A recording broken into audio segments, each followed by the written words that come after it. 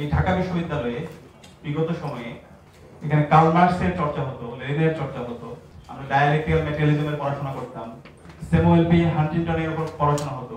কিন্তু আল্লাহ এবং আল্লাহ রাসূল সাল্লাল্লাহু আলাইহি সাল্লামের উপর পড়াশোনা করা, সিরাত চর্চা করা, সিরাতের উপর কথা বলা এক ধরনের অবস্থিত নিষেধাজ্ঞা ছিল। এবং ইতিমধ্যে আমাদের স্যার আলোচনা করেছে, আমরা দেখতে পেয়েছি বিগত সময়ে ঢাকা বিশ্ববিদ্যালয়ে আমরা যখন কোরআনের আয়োজন করেছিলাম অথবা মিলাদুন নবী উপলক্ষে যখন আমরা আয়োজন করছিলাম, সেই আয়োজনে শোকজ করা হয়েছিল শিক্ষার্থীদেরকে এবং বিশ্ববিদ্যালয়ের ডিপার্টমেন্টকে। এইভাবে আমাদেরকে বিগত 16 বছরে আমাদের ইসলামের সিম্বল, আমাদের যে অধিকার, সে অধিকারটি কেড়ে নেওয়া হয়েছিল।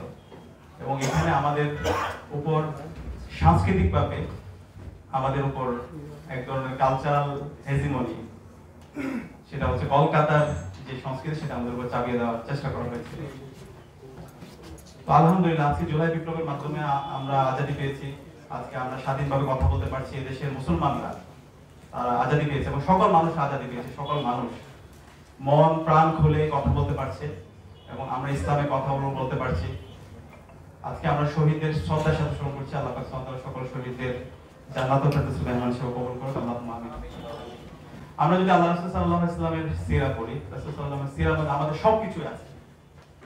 আল্লাহ তাআলা কোরআনের মধ্যে বলেছেন, লাকাদ কানা লাকুম ফি রাসূলিল্লাহি উসওয়াতুন হাসানাহ। তোমাদের জন্য আল্লাহ রাসূল সাল্লাল্লাহু আলাইহি ওয়াসাল্লামের মাঝে রয়েছে সর্বোত্তম অনুকরণীয় আদর্শ। আমাদের ব্যক্তিগত জীবন, সমাজ জীবন, রাষ্ট্রীয় জীবন, সব জীবন, প্রত্যেকটা কথা আল্লাহ রাসূল সাল্লাল্লাহু আলাইহি ওয়াসাল্লামের জীবনের মধ্যে আমরা খুঁজে পাই।